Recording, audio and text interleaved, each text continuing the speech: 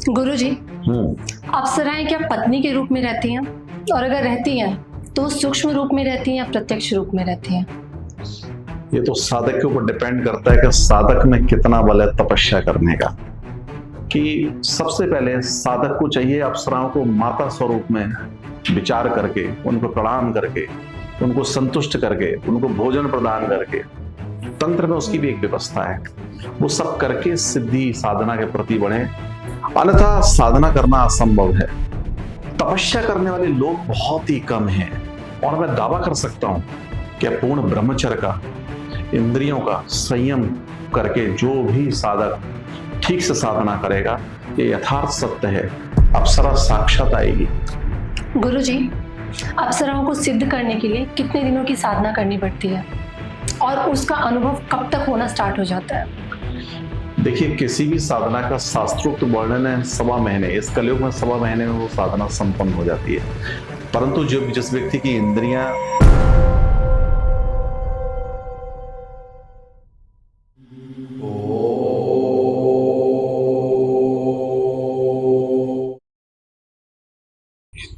नमस्कार दोस्तों, आप सबका स्वागत है तंत्र पाठशाला में।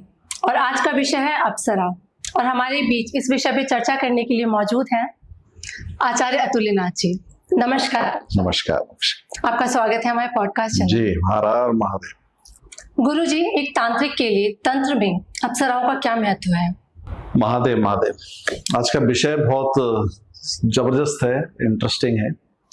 देखिए, कोई भी साधक जब तक अप्सरा के महत्व को नहीं समझेगा, तंत्र में आगे नहीं बढ़ सकता, अर्थात साधना नहीं कर सकता।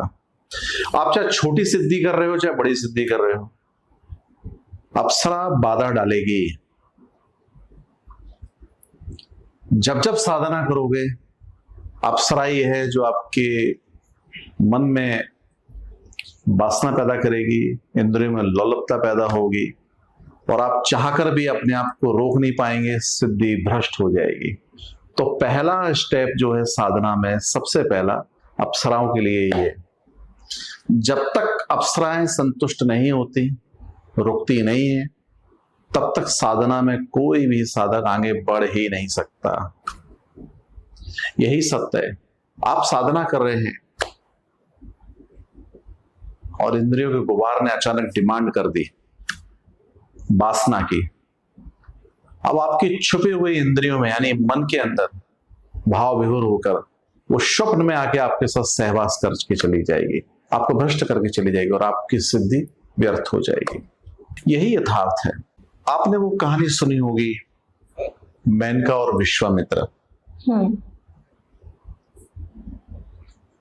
आप सोचिए कि वो जो शास्त्रों में लिखी हुई बातें हैं वो अपनी जगह प्रमाणिक हैं और उनका छोटा स्वभाव, छोटा स्वरूप हर साधक सहता है।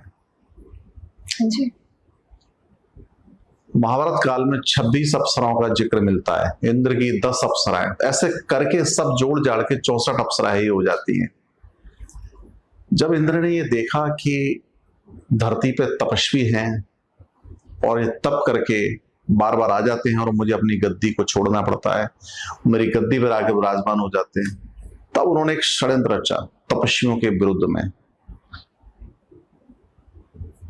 पूरे विश्व से सुंदर स्त्रियों को उन्होंने एकत्रित किया और उन्होंने उनको नाम दे दिया अप्सरा। उनको कुछ सिद्धियां दी, कुछ शक्तियां दी और उन्होंने क्या किया, उन्होंने स्पष्ट तौर पर जो भी तपस्या कर रहा था उन सबको भ्रष्ट कर दिया। और जो भ्रष्ट नहीं हो सका, स्वयं इंद्र ने आके उसके बाल पकड़े, गर्दन से धड़ को अलग कर दिया। कारण एक ही था कि मेरी सत्ता, मेरी गद्दी, मेरा स्थान कोई और न छीन सके। वो तपस्वी जो तप से राज्य के पीछे भाग रहा है और उसको राज्य प्राप्त होने वाला, उसको राज्य प्राप्त ना हो, यही उद्देश्य था। और इंद्र ने वो षड्यंत्र रचा। परंतु कुछ ऋषि हुए, कुछ ऐसे भी ऋषि हुए कि उन्होंने मंत्र शक्ति से जिस अप्सरा को भेजा था उस अप्सरा से सुंदर अप्सरा को उत्पन्न करके इंद्र को भेंट कर दिया, तब जाकर रुका। ये बहुत लंबे समय तक चलता रहा। और आज भी आप जब भी साधक बनने की कोशिश करेंगे, समझ लो कि अप्सरा आपके स्वप्न में, दिव्य भाव में, कहीं ना कहीं मन में छुपा हुआ एक ऐसा अंकुरित उत्पन्न हो जाएगा कि आप भ्रष्ट हो जाएंगे, आप साधना में आगे नहीं बढ़ पाएंगे। ये बड़ी गूढ़ बात है, बड़ी रहस्यमयी बात है, जैसे हर साधक समझता है। और मेरा तो स्पष्ट अनुभव है, स्पष्ट कहना है कि सबसे पहले साधक को चाहिए अप्सराओं को माता स्वरूप में विचार करके, उनको प्रणाम करके, उनको संतुष्ट करके, उनको भोजन प्रदान करके, तंत्र में उसकी भी एक व्यवस्था है, वो सब करके सिद्धि साधना के प्रति बढ़े, अन्यथा साधना करना असंभव है। आप देखिए तंत्र में क्या है, एक योगी भोगी नहीं हो सकता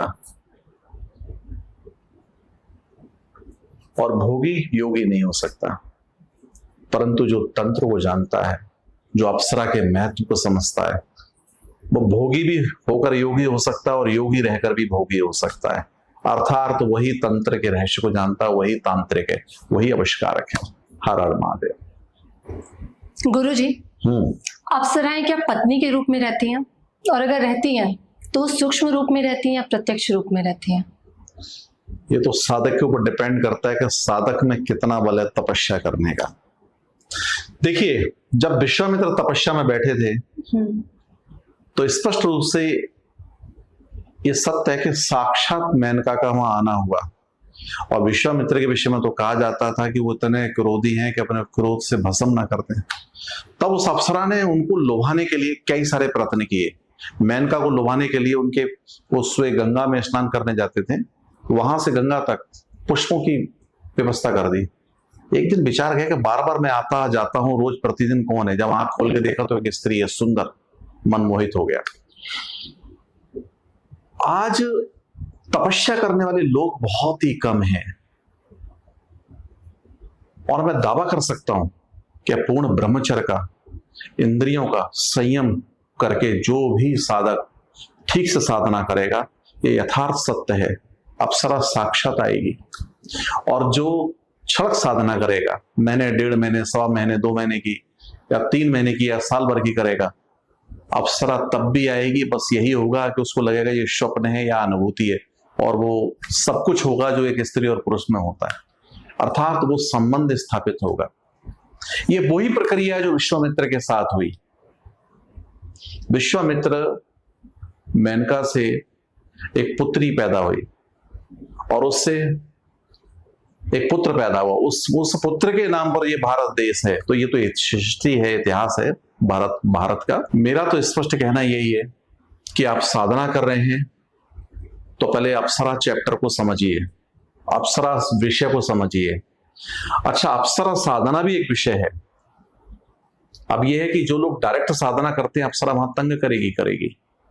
और दूसरा, जो लोग अप्सरा को संतुष्ट करके कदम उठाते हैं, तो स्पष्ट तौर पर सत्य है कि वहां अप्सरा तंग नहीं करेगी। ऐसा सोच सकते हैं, ऐसा कह सकते हैं और प्रत्यक्ष इसका अनुभव भी कर सकते हैं। तो अप्सरा है, उसका प्रत्यक्ष अनुभव है। मैं बहुत सारे साधकों को जानता हूं जिसको भी साधनाएं कराई है, सुत के बहुत सारे अनुभव हैं। तो ये तो प्रमाणिक है, इसमें कोई दो राय नहीं है। अप्सराओं का प्रमाण साधकों के पास है। महादेव महादेव। गुरुजी, अप्सराओं को सिद्ध करने के लिए कितने दिनों की साधना करनी पड़ती है और उसका अनुभव कब तक होना स्टार्ट हो जाता है? देखिए, किसी भी साधना का शास्त्रोक्त वर्णन है 1.25 महीने। इस कलयुग में 1.25 महीने में वो साधना संपन्न हो जाती है। परंतु जिस व्यक्ति की इंद्रियां कमजोर हैं, अर्थात जो अपने इंद्रियों को ठीक से नहीं संभाल के रख सकता, जो अपने मन पर नियंत्रण नहीं रख सकता, वो 7वें दिन, 8वें दिन, 10वें दिन, 14वें दिन, कभी कभी 28वें दिन और कभी कभी 1.25 महीने से पहले ही आकर उसको भ्रष्ट कर सकती है। यही अप्सरा का प्रथम उद्देश्य होता है जो कर सकते हैं। लेकिन जो कठोर साधक है, वैसे तो साधना जो है ना, वो सब ईश्वर के ऊपर डिपेंड है कि हम किसकी साधना कर रहे हैं और साधना से कितना बल हमारे अंदर ऊर्जा बनती है। उस ऊर्जा के व्यवस्था के, उसके विपरीत जो चीजें पैदा होती हैं, वो चीजें हमें भ्रष्ट करने के लिए। शास्त्रों में बहुत सारे ऐसे वर्णन हैं, बहुत सारे ऐसे किस्से हैं। एक योगी हैं, बहुत लंबे समय से एक अप्सरा के साथ सहवास में थे अप्सरा ने कहा कि तुम्हें पता है कितना समय हो गया। तो ऐसी बहुत सारी बातें आपको शास्त्रों के ऐसे बहुत सारे वर्णन मिलेंगे। मेरा अनुमान है 1.25 महीने के अंदर अप्सरा का आभास हो जाता है और अप्सरा साधना 1.25 महीने में अनुभव कर सकता है। लेकिन जो व्यक्ति साक्षात रूप में चाहता है उसको फिर कठोर साधना करना चाहिए, अप्सरा की ही साधना करनी चाहिए। और हाँ, ये सत्य है कि अप्सरा यौवनी बन के आएगी, अपने यौवन से साधक को रिझाएगी। साधक उसको पहचान ले, उसके चरणों को पकड़ ले, प्रणाम कर ले, उसको माता बना ले, बहन बना ले, तो समझ लो वो जीत गया। साधना में कभी भी किसी प्रकार से कोई भी बाधा नहीं आने देगी वो, ये भी यथार्थ सत्य है। आप समझिए पति पत्नी का, एक प्रेमी प्रेमिका का क्या रिश्ता होता है। और जब वो जाने लगी तब उन्होंने बोला तुमने मेरे साथ छल किया। तो ये मत सोचना, इंद्र को संदेश देना, ये मत सोचना क्या इंद्र, ये मत सोचना कि तुमने जो किया उसके कारण मेरी साधना में सब कुछ रुक जाएगा, ये बाधक हो गया, मैं इसको इसी क्षण त्यागता हूं। और स्वयं विश्वामित्र वहां से श्रुत साधना के लिए पुनः चले गए। तो सोचिए अगर अप्सरा अपनी पर आ जाए तो वो क्या नहीं कर सकती। बहुत सी कहानियां ऐसी हैं, ऋषि द्रोणाचार्य के विषय में भी कहानी है, बहुत सी कहानियां ऐसी हैं, कितनी ही कहानियां ऐसी हैं अप्सराओं के विषय में। अप्सरा अगर विशेष किसी पर मोहित हो जाए तो उसको क्या ना दे दे, क्या ना बना दे। परंतु आजकल के हम जो इस पुराने जगत में रहने वाले, चाहे श्रेष्ठ मानव कहो, चाहे साधक कहो, चाहे पुजारी, तांत्रिक मंत्री, जो भी कहो, उस स्तर तक पहुंच नहीं पाते। उस स्तर तक पहुंचने के लिए सामर्थ्य जरूरी है। आज भी वो सब कुछ साक्षात है। और आज जो घटित होता है, आप किसी भी साधक को उठा लीजिए, वो आप उससे कहिए तू साधना कर रहा था, बोले हाँ मैं साधना कर रहा था, क्या वो कहेगा मैं भ्रष्ट हो गया 1.5 महीने के अंदर, 3 महीने के अंदर भ्रष्ट हो गया, मेरे साथ स्वप्न में दिव्य भाव में ऐसा हुआ। अब अगर एक डॉक्टर के पास जाओ तो डॉक्टर तो कहेगा कि ये तो सब व्यर्थ की बातें हैं, ये तो नॉर्मल स्वभाव है। परंतु ये फैक्ट है, ये मेरा श्रुत का अनुभव है। अप्सराएं साधकों को भ्रष्ट करती हैं, आज भी ये सत्य है, प्रमाणिक है। महादेव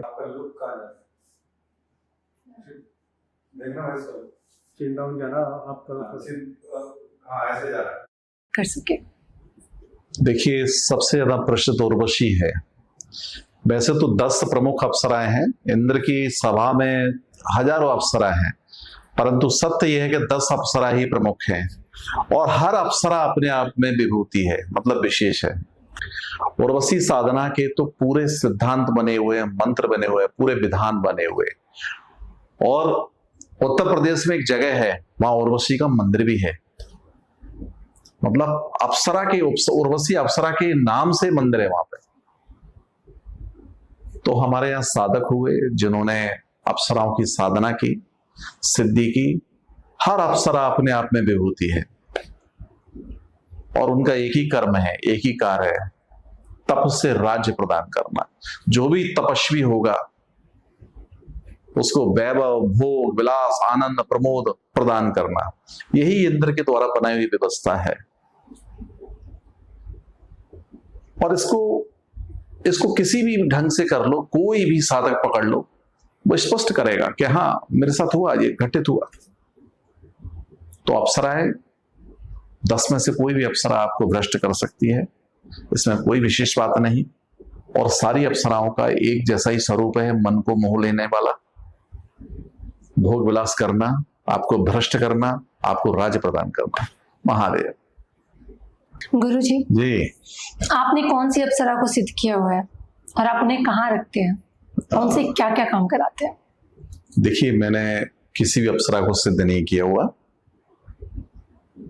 हाँ ये फैक्ट है कि जब मैं कोई बड़ी साधना कर रहा होता हूं तो प्रथम उन 10 अप्सराओं को नमन करता हूं, प्रणाम करता हूं, उनके प्रति जो भी आहुति होती है, जो एक व्यवस्था है वो सब उनको प्रदान करता हूं और उनसे आशीर्वाद ग्रहण करता हूं कि आप मुझे आशीर्वाद दीजिए। देखिए, एक है सिद्धि, एक है मुक्ति। हम लोग इस मायावी सृष्टि में रहकर एक विषय को समझ पाए हैं बहुत अच्छे से कि यहां सब कल्पना है, यहां सब भोग विलास मल मूत्र है, और यथार्थ रूप में देखा जाए तो इससे मुक्ति आती आवश्यक है।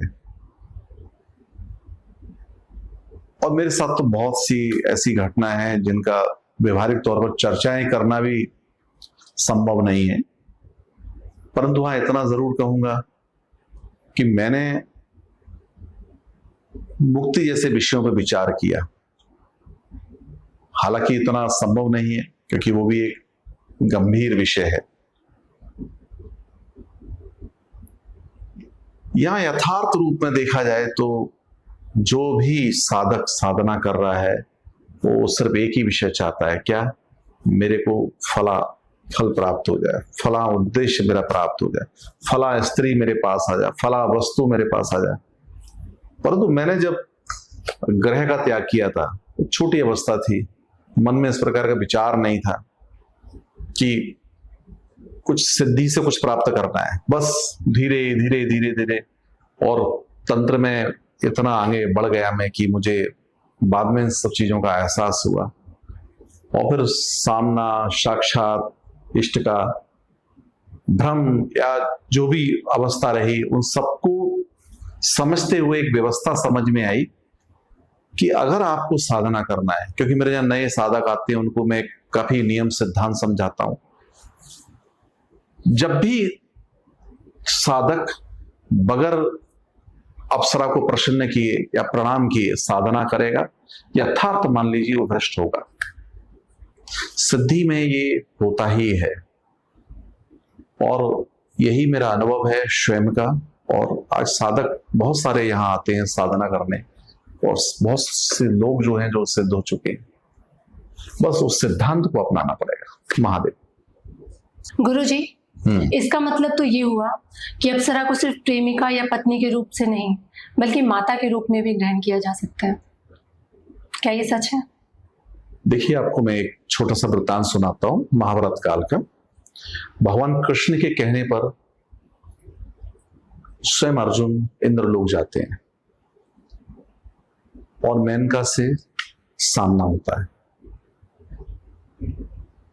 मेनका उनकी सेवा के लिए आती है, परंतु अर्जुन उनको कहते हैं, अरे नहीं, मेरे पूर्वजों में आप इस तरह रही हो तो मेरी तो माता के माता हुई।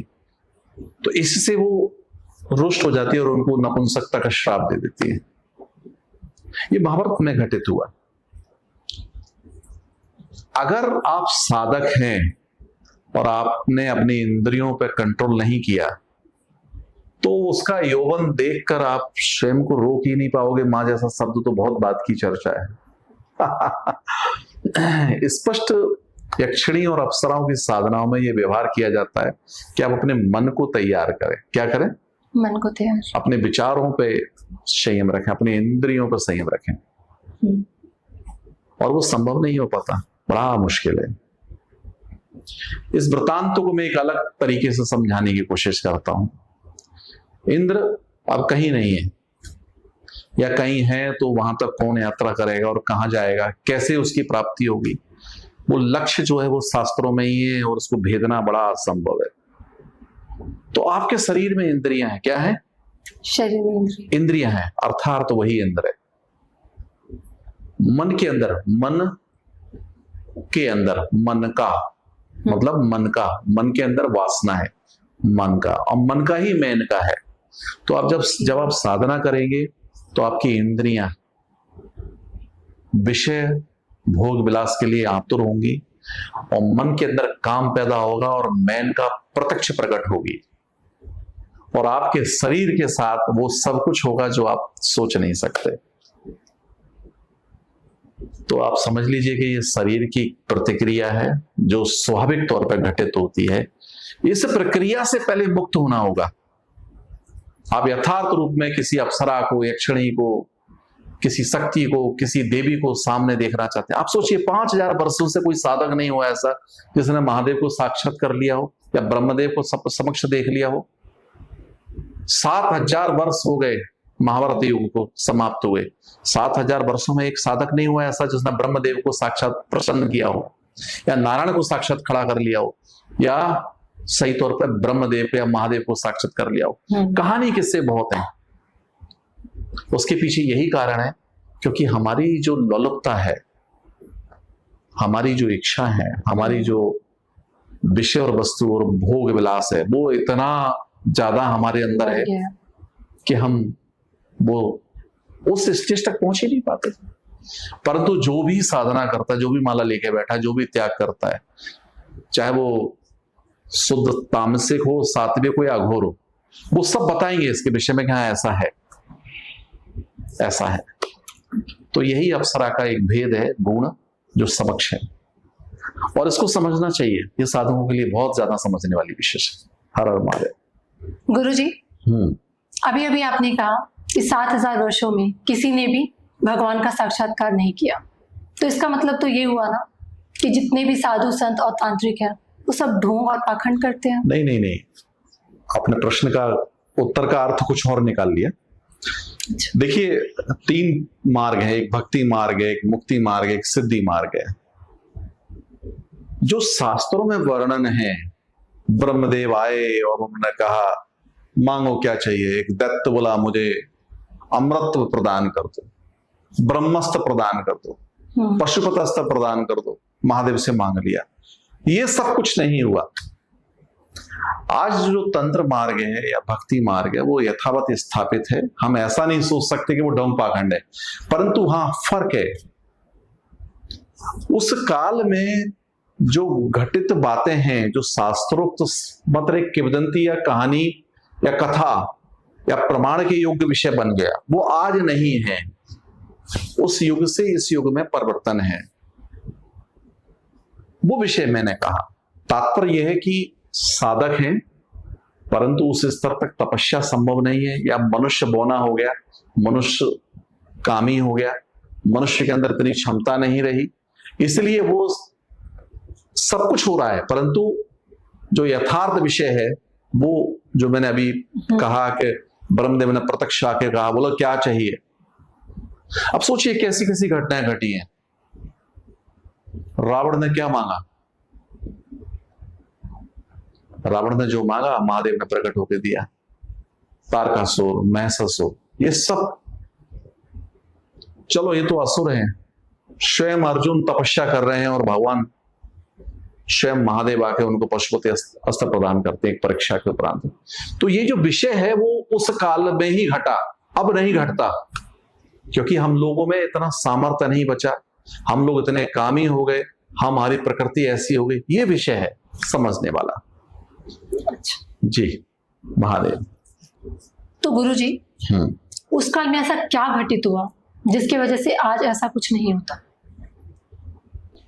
आपको मालूम है भगवान कृष्ण ने क्या किया? सबसे पहले इंद्र आदि देवताओं की पूजा अर्चना बंद करा दी, तपस्या बंद करा दी। एक साधक को तत्व साधना करनी चाहिए, अग्नि, वायु, जल, पृथ्वी, आकाश। इस रहस्य समाप्त हो गया। आज शास्त्रों में जो विषय है वो मात्र देखने में, लिखने में, समझने में आता है। और उसके उपरांत जो श्राप था, क्या था? महादेव ने सतयुग में श्राप यथार्थ कामदेव को भस्म किया था। वो स्वयं भगवान कृष्ण से पुत्र के रूप में उत्पन्न हुआ, और उन्होंने आके क्या किया?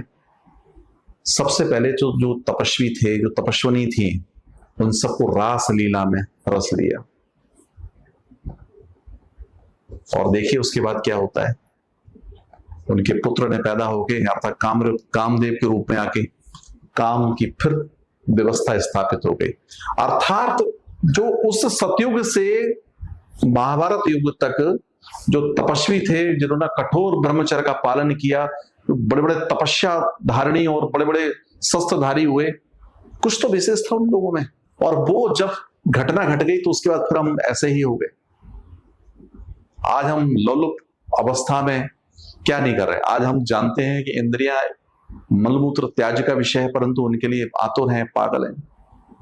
आप सोचिए, मतलब कितना विचित्र विषय है। जिस कामदेव को महादेव ने भस्म किया, वही कामदेव भगवान कृष्ण के पुत्र के रूप में जन्म लेता है। अब इससे बड़ा आश्चर्य का विषय क्या होता है? और वो उनका काम क्या है? आकर वही धरती पर काम फैलाना, वासना फैलाना, और उसके पश्चात प्रारंभ होता है क्या? भगवान कृष्ण के बाद प्रारंभ क्या होता है? कलयुग। और कलयुग में तो क्या चल रहा है सब जानते ही। हर हर महादेव। गुरुजी, बहुत अच्छा लगा आपसे बात करके। जी। जिन सवालों से और सारे लोग कतराते हैं, लेकिन आप उन सवालों का जवाब बहुत ही स्पष्टता से देते हैं, जी। और ये चीज हमारे दर्शकों को भी बहुत अच्छी लगती है। इसमें एक अलग ही आनंद आता है। तो हम जल्दी ही मिलते हैं अगले एपिसोड में। अभी समय की सीमा खत्म होती है, तो अभी के लिए नमस्कार। नमस्कार, धन्यवाद यहाँ आने के लिए। जी।